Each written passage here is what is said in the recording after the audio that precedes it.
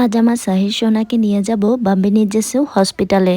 ওর একটা ব্লাড টেস্টের অ্যাপয়েন্টমেন্ট আছে, তাই আজ ওকে স্কুলেও পাঠাইনি। ট্যাক্সির জন্য অপেক্ষা করছি, আসলেই চলে যাব। আর ওকে কিছুটা প্রিপেয়ার করার জন্য বারবার বলছি হসপিটালে যাব। সারা রাত বৃষ্টি হয়েছিল আর এখন ওয়েদারটা বেশ ভালো, তবে মেঘলা। রাস্তাঘাট এখনো ভেজা আর জায়গায় জায়গায় পানি জমে আছে। গাড়িতে যাওয়ার পথে আশেপাশে দেখতে দেখতে আর এনজয় করতে করতে যাচ্ছিল সাহির। যে রাস্তাগুলো ওর পরিচিত সেখানটায় খুব এক্সাইটেড থাকে আর অনেক কথা বলে। ওর যে ওয়ার্ডগুলো জানা আছে। আস্তে আস্তে যখন অচেনা রাস্তায় চলে আসে, ওর জন্য যেগুলো একদমই অচেনা, তখন চুপ হয়ে যায় আর অনেক কিছু ভাবতে থাকে। বেলা বাজে সকাল 10টা আর আমরা এখন হসপিটালে চলে এসেছি।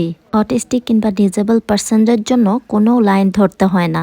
ডকুমেন্ট দিলেই সাথে সাথে ঢুকিয়ে নেয়। 5-6 মিনিট ওয়েটিং রুমে ওয়েট করেছিলাম। ভেতরে আর ভিডিও ধারণ করতে পারিনি। 3 জন ডক্টর সহ আমি আর বাচ্চাদের পাপা সাহিরকে ধরেছিলাম ব্লাড টেস্ট করার সময়। মূলত আজকের ব্লাড টেস্টটা হয়েছিল সাহিরের নিউরোলজি ডক্টর কনসেন্ট্রেশন বাড়ানোর জন্য একটা ওষুধ দিয়েছিল, যেটা বেশ কয়েক মাস ধরেই খাচ্ছে। সেই ওষুধটা ব্লাডে কত পরিমাণ গেছে সেটা দেখার জন্যই আজ ব্লাড টেস্ট করা। তাছাড়া এই মেডিসিনটা আরও বেশি ক্ষেত্র বিশেষে নিউরোলজি ডক্টররা পেশেন্টদের দিয়ে থাকে, যেমন এপিলেপসি, সেইজর, আরও কিছু ক্ষেত্র বিশেষে। ব্লাড টেস্ট শেষে এবার বাড়ি ফেরার পালা।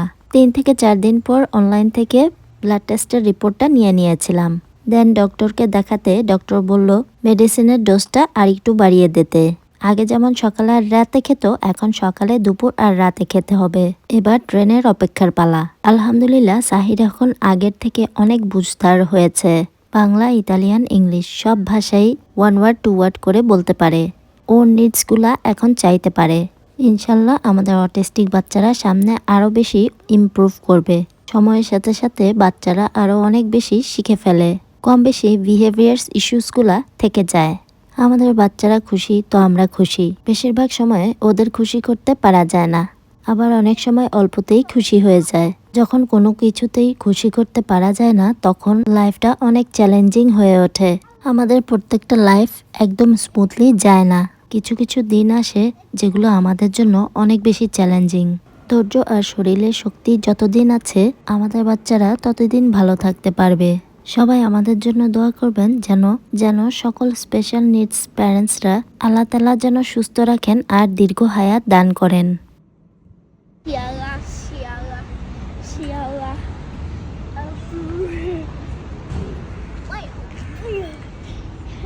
দেখতে দেখতে আমাদের এলাকায় চলে এসেছি। সাহিরের পছন্দের পার্কটায় চলে এলাম। এই পার্কে এলে এই দোলনাটা তার খেলাই লাগবে। বেশ কিছুক্ষণ এখানটা এনজয় করলো, তারপর আমরা বাড়ি ফিরে গেলাম। সবাই আমার সাহিরটার জন্য দোয়া রাখবেন, আমার ছোট্ট পরিবারের জন্য দোয়া রাখবেন।